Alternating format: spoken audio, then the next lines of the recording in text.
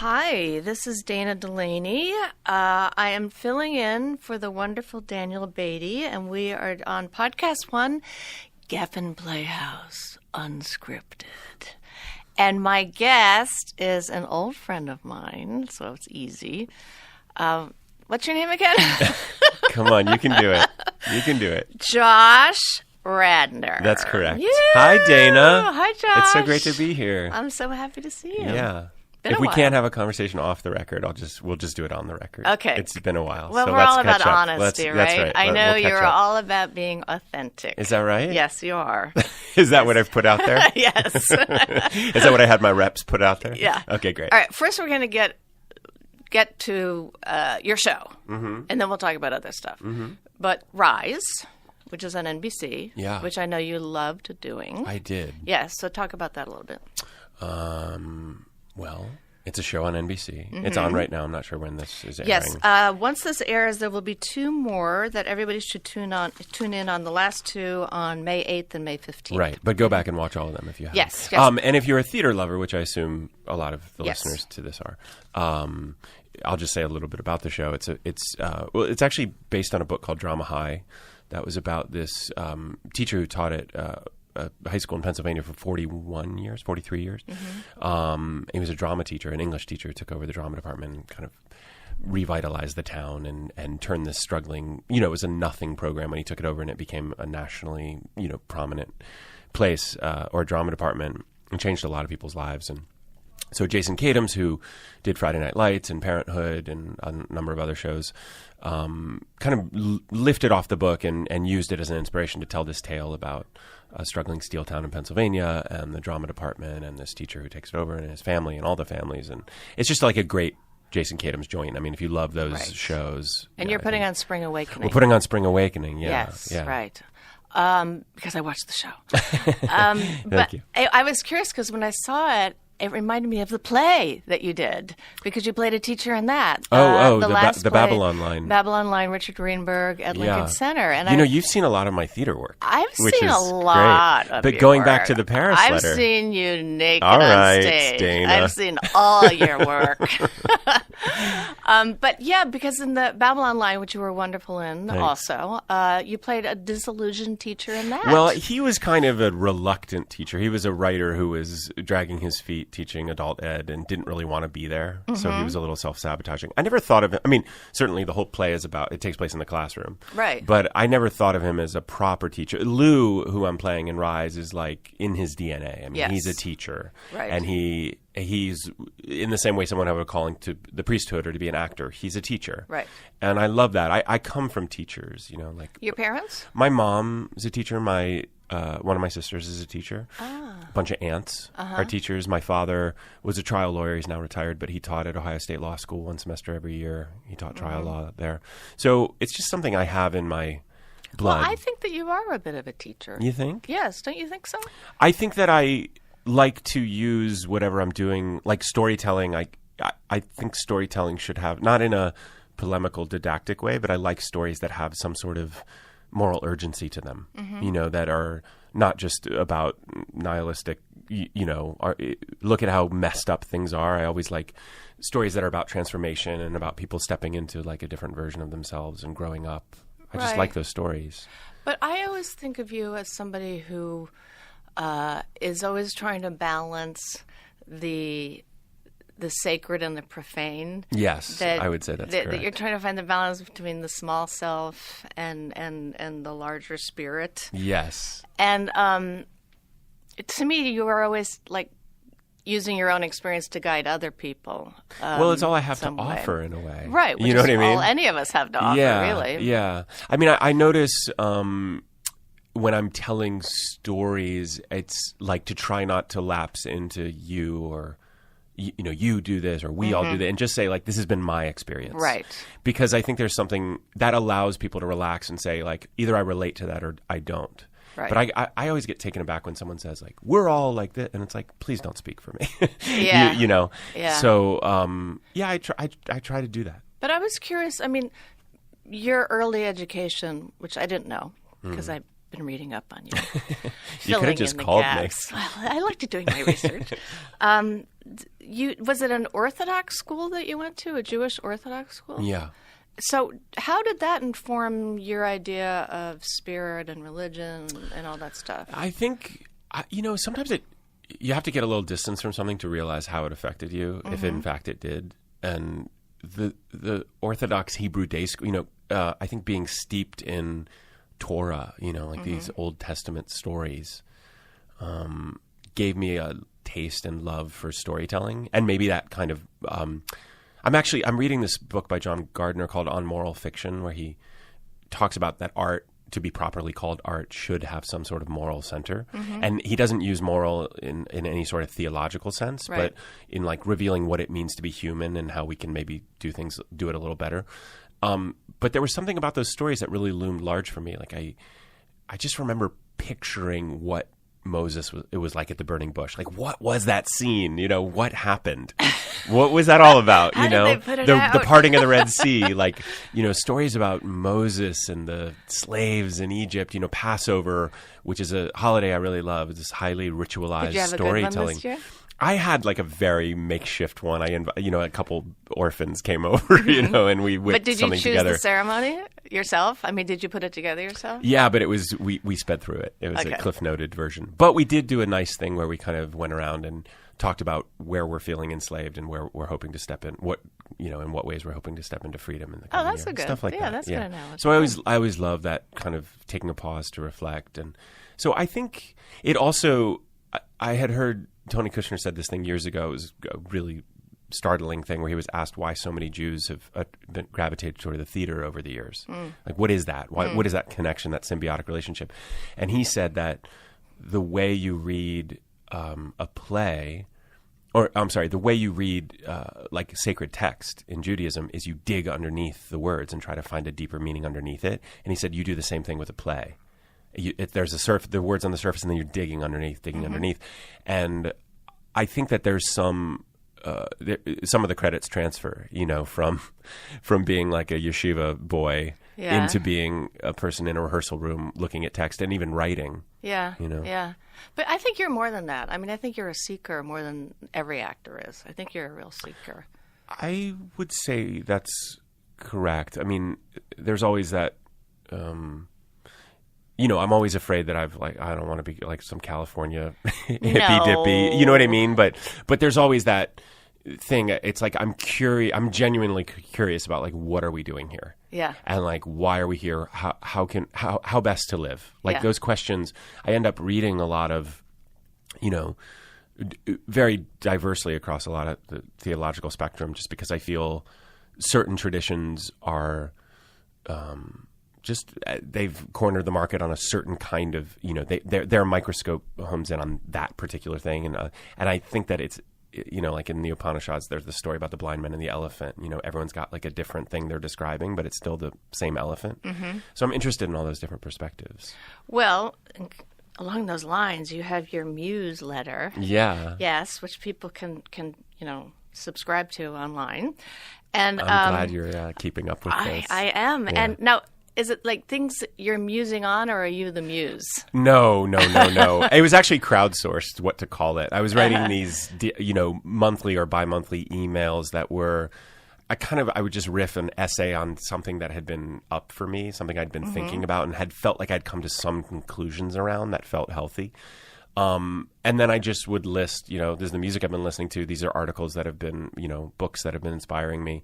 So I just see it as a offering, and I let people know what I'm up to, if you want to just see me or hear what I'm up to, but I think it's, I've always got a lot of books going and a lot of music going, and I like sharing it. We're going to get back to all the things you have going. That's something I want to ask you about. But in the Muse letter this month, oh my God, you, which I loved, I have to say, you gave a link to the guy on Letterman, the group. Oh yeah, Future Islands. Oh my God, had you ever seen it? No. Isn't it astonishing? Everyone needs to look at this. It's astonishing. Future Islands. Yeah. Yes. The song is called Seasons. And the guy performing, and use it as an example of something that you're thinking about these days, which is doing things that you might feel like you're not the best at, that maybe people will laugh at you, that you've had a bad experience with in the past. Yeah.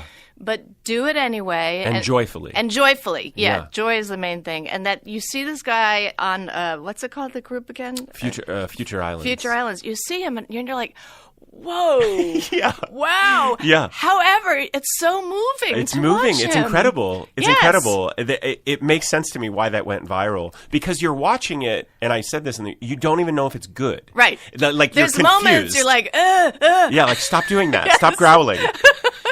But it's so heartfelt. He looks like he's auditioning to play Stanley Kowalski well, it's very or something. Much, it's very much Streetcar Named Desire. Like the black T-shirt yes, and the, yes. And grabbing at his T-shirt. Yeah, but there's something so he's so dropped in, and he's so urgent, the way he's singing. And so you mentioned in the newsletter that for you that was like dancing was something that somebody had made fun of you at some point. Yeah, and in high school. So it's your thing. And I think everybody has something like that. Mine is singing, and my family told me I couldn't sing. And so now I'm taking singing lessons. And, and my teacher said to me, I would like to kill your family. You know? Think of how much time you wasted worrying about those things. It's a real tragedy when someone is diverted from something that they're finding joy in. Mm-hmm. And they're just do you know that there's that famous Ira Glass quote where he talks about that it's hard to be a young artist because your taste is so much better than your actual proficiency at whatever it is you're doing. Right. So everything you do feels bad. Right. So you have to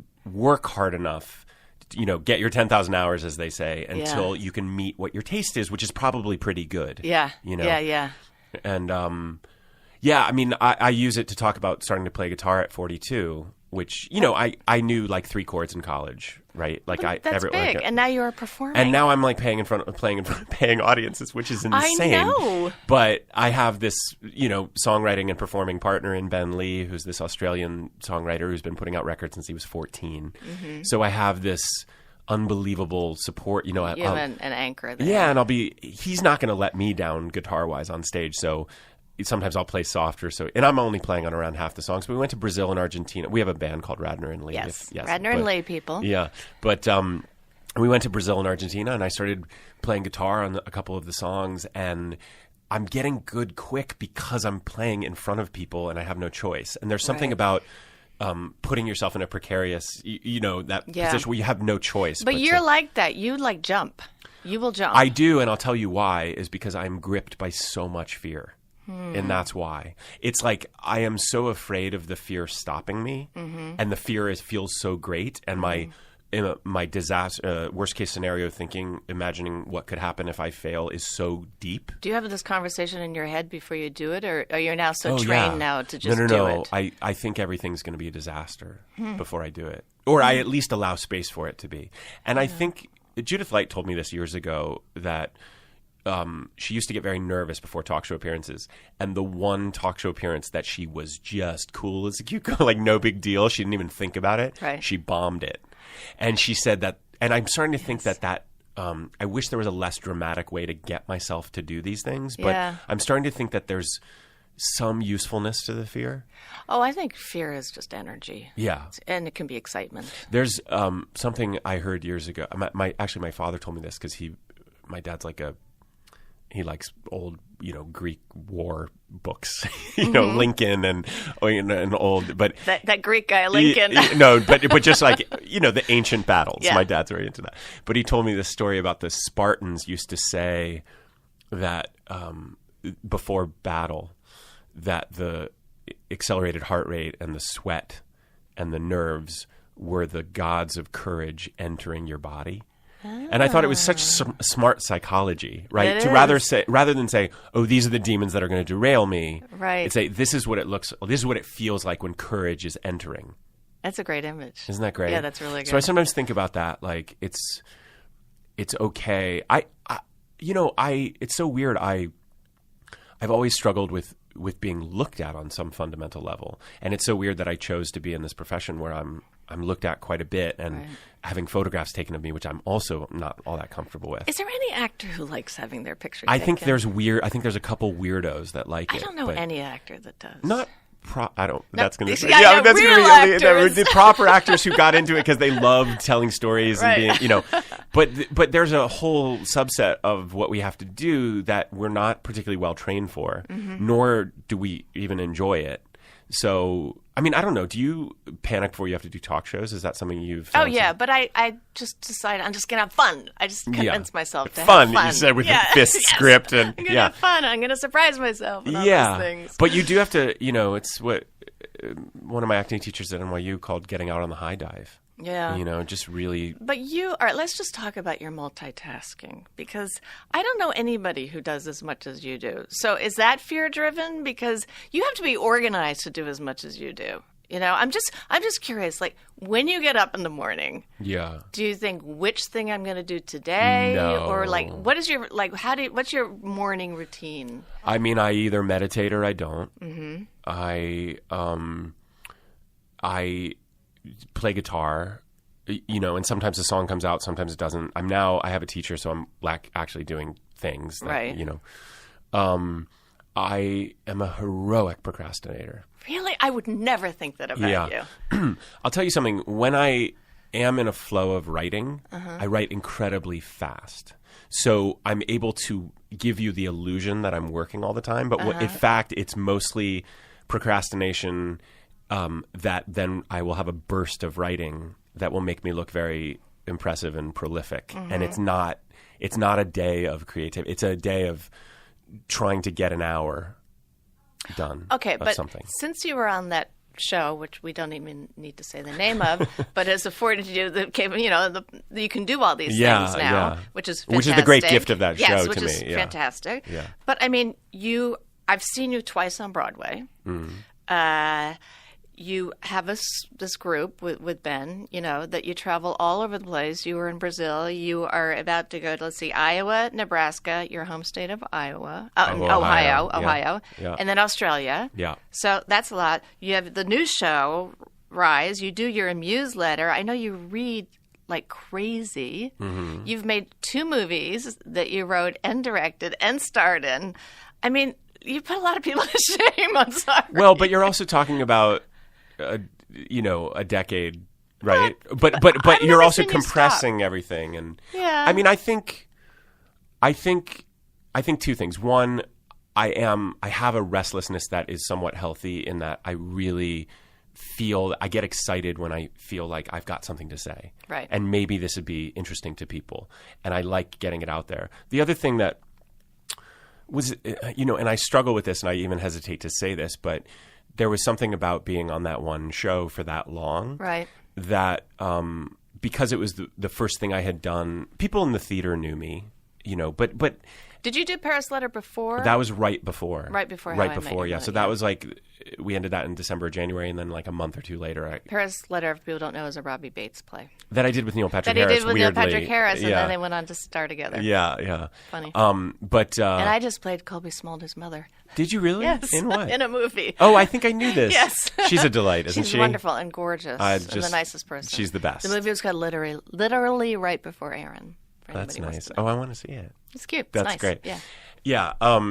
But I think because I was on that show for so long, and because it was what most people knew me from, and all they thought I was in some way. Like there was an egg that hatched and out sprung me as that character when it wasn't even me. Right. I think I went through like a seriously destabilizing identity crisis, which was I didn't feel like that guy, but people were calling me that guy, and in fact refusing to admit that I could be someone else than that guy. Right. There's a kind of bullying that goes on with like series television, especially something that ran as long as mine did. And sitcoms. And sitcoms.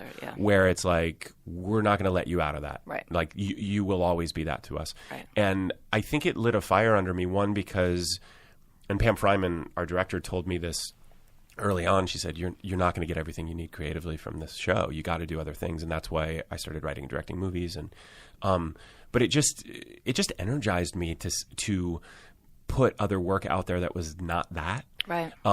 Because I just got claustrophobic, Mm-hmm. I understand. Yeah. You're on that soundstage.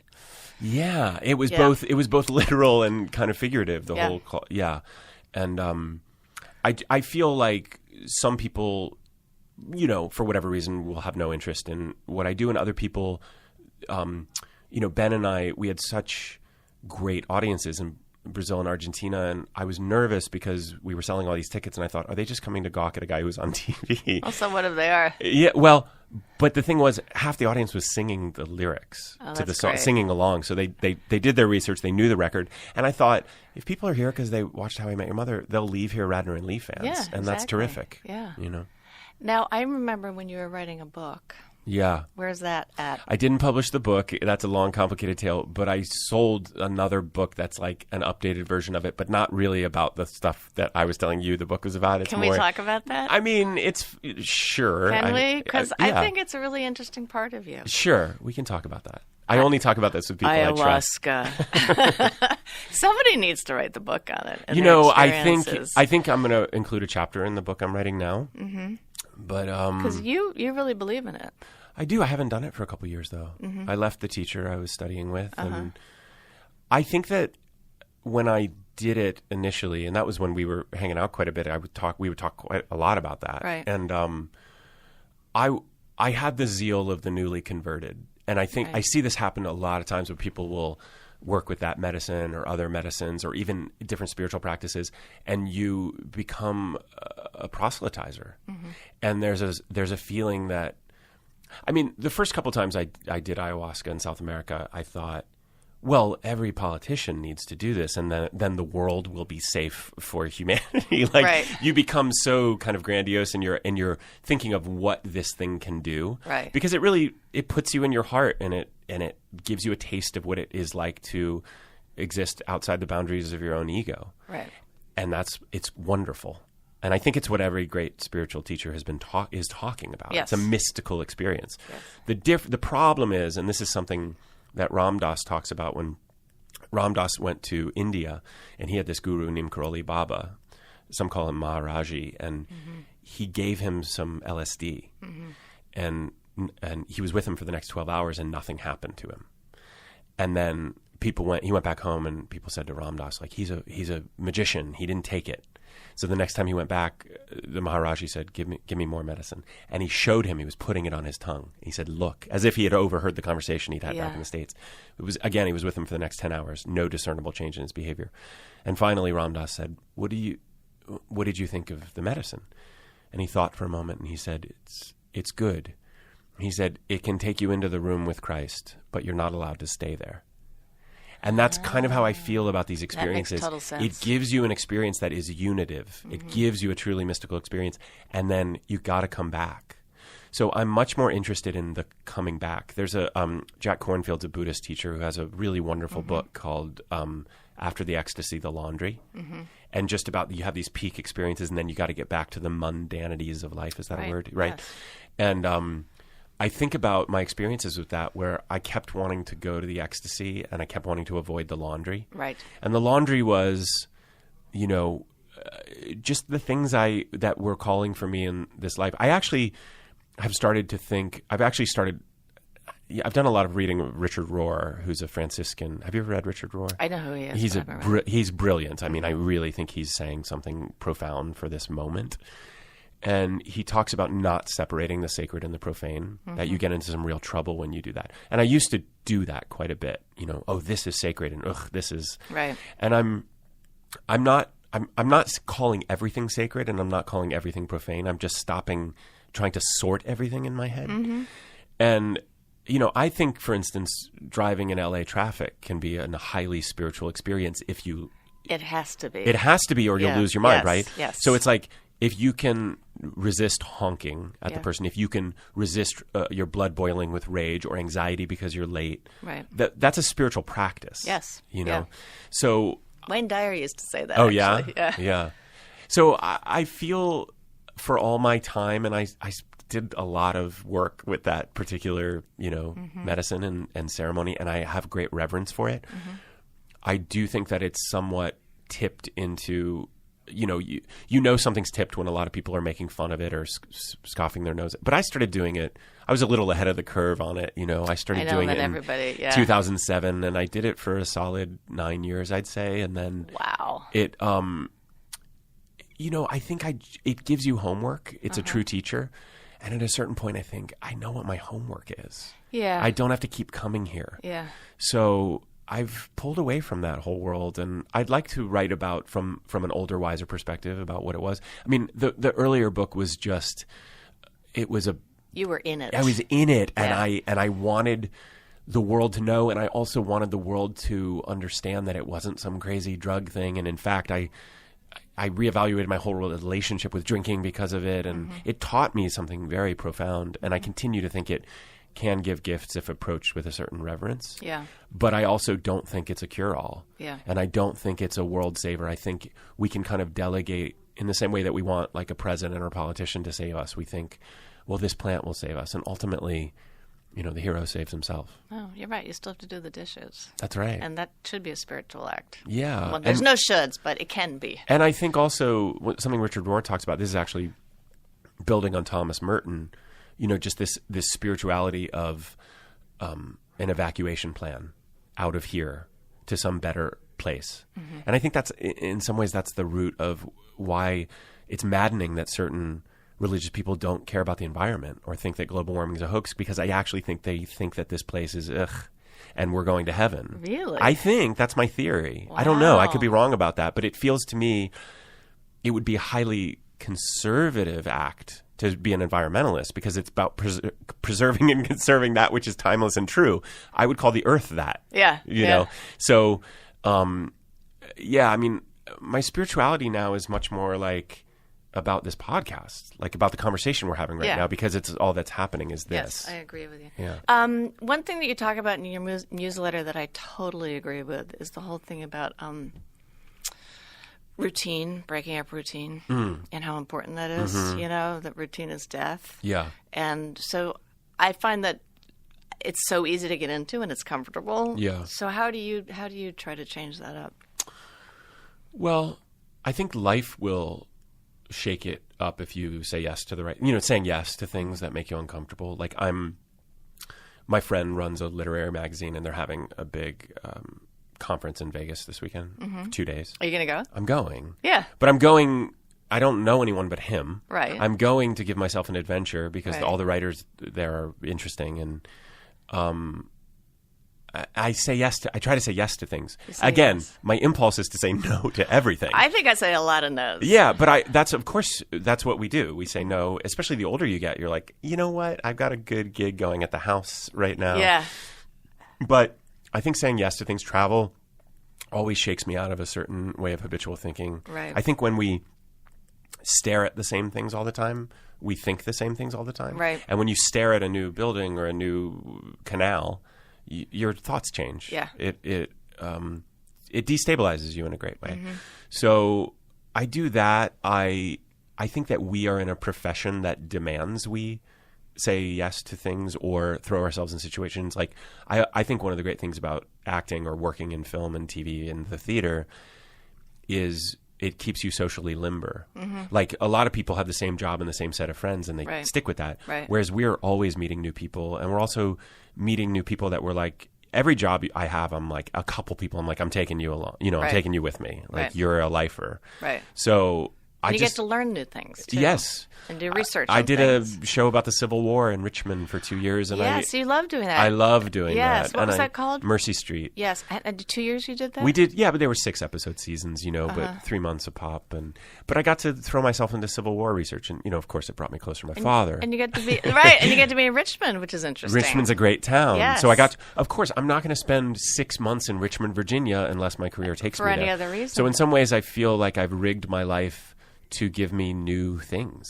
One little thing that I think a lot of people don't know is that you were going to be on Broadway in She Loves Me, Yeah. and then you ended up doing Mercy Street instead. Was that a hard decision for you? It was. I had done a concert version with Kelly O'Hara and all these amazing people, and they really wanted to do it and really wanted me to do it, and I was flattered. And At the Roundabout. and it was just doing the lead of a musical on Broadway was no small huge. joke, and it was a part I had loved. I had seen the revival the earlier revival. So I've always loved it. I didn't know there was an earlier. Yeah, Scott Ellis directed it too. Oh, interesting. Yeah.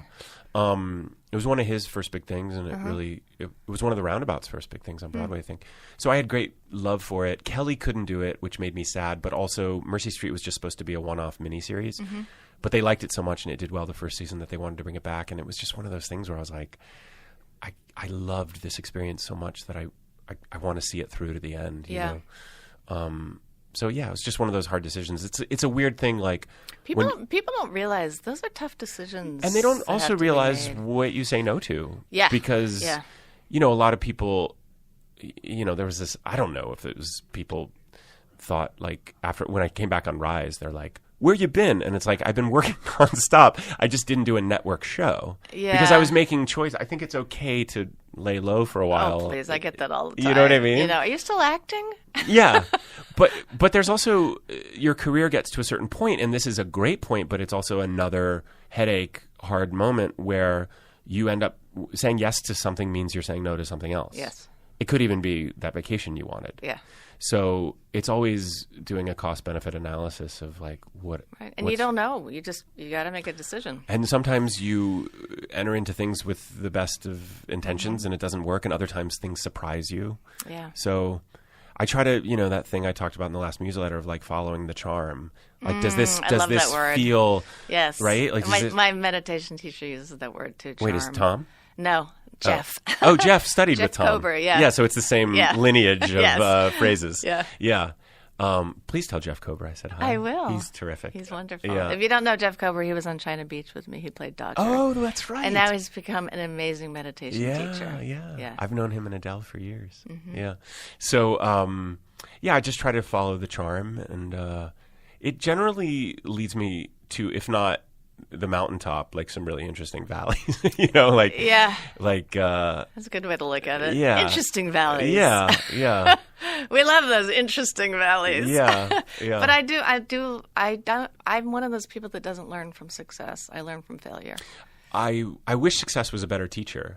It's just not. Failure it's a better teacher. Yeah. And but I also think what we call failure might be looked at as success. I remember Allison Janney, she didn't tell me this directly, or did she? I can't remember. But she said she could never watch West Wing because she knew her best takes, and she knew that they often weren't picking them. We know. You can remember. Do you watch yourself? I'll watch it once. Yeah. And then I'm done. I don't watch it anymore. You don't watch anything? No. No. Maybe I should. Did you used to? When I was younger. Yeah. But it's that reason, you know things you were going for, and however, you don't have any control over the acting. I also find a lot of times when you think you're doing real good acting. Well, that's why I should be watching. Is not often good acting. Yes. And a lot of times when you're just listening, yes, it's riveting and great. Yeah. And, you know, but I thought it was startling because no one would call Allison Janney's run on the West Wing anything other than a triumph. Right. Stellar. But to her, she's like, I know that wasn't my best, and but that's part of the acting thing, is like it's out of your control. Have you directed, by the way? No, I'm into producing now. I bet you'd be good at it. I have a sense. I don't know. Do you like being in the editing room? I did the few times I was in it. Yeah. Yeah. To me, that's the most exciting because you're really putting it. You're telling the story. You're telling the story, and it starts feeling like the clouds are parting, and you can see what the thing is. And, yeah. Didn't we go? Oh, you came to see that screening of Happy Thank You More, Please. No. Yes. I didn't. Yes, you did. No, I didn't. And didn't we have dinner with Kyle and? They did. I met you at the restaurant. Oh, you hadn't seen it? I hadn't seen it. No. Oh. At that point, I hadn't seen it. Oh, okay. No. But don't you remember Brett Ratner bought us dinner? Oh, God, that's right. He came over. I had never met him, and he said hi, and then he picked up the check. Why did he do that? Just to be a person who does that, I think. It was at the now sadly defunct Bouchon. Oh, that's no longer. Which I was an investor in. I remember. It's closed now, I didn't know. Sadly, yes. Oh. Did you take a bath on that or not really? Yes, I did. Oh, I'm sorry. That's why you're in the high-paying world of podcasting now, to make up for the Bouchon investment. Exactly. Yeah. I'm actually about to go to Brazil, because you mentioned Brazil, to do a little mini-series there. You are? Where are you going? São Paulo. Oh, great. And I'm not wanting to talk about me, but can we talk about how great Brazil is and the people? It's fantastic. Brazil is where I Brazil. first did ayahuasca in Bahia on the northeast coast. Yes. And then we just went back to Limeira and Belo Horizonte and, that great town. I'm forgetting the third town. But Sao Paulo and Rio. Yeah. And it was terrific. It's a great place, and the people are just lovely. The music. And the music. I'm being told to wrap up because we could go on and on. What are you talking about? We're in a groove. But thank you, Josh Hey, so good talking to you, Dana Delany. And good luck with the tour. Thank you. Australia. Yeah, that'll be fun. Did we plug Rise enough? Do people know that it's a terrific people know show? About Rise. Okay, yes, great. They know about Rise. Okay, yes. I just wanted this theater crowd to know that what we're up to. And they're doing Spring Awakening, so you should watch it. Yeah, and it's Rosie Perez, who's wonderful. Oh my gosh, do you know Rosie? I did know Rosie. Yes, I adore her. It's the whole cast is great. Kids are great. They Everybody's scoop some great kids. Yeah. Yeah. You'll have to come on and. Maybe I'll sing. I'll get over my singing. You'll phobia. come on and try to get in the musical, and I'll be like, I don't think you're a senior. All right. Even though you could be. Yeah. Thanks. Have a great time. Thank you, Dana. Good Nice talking to to see you. Bye. Bye.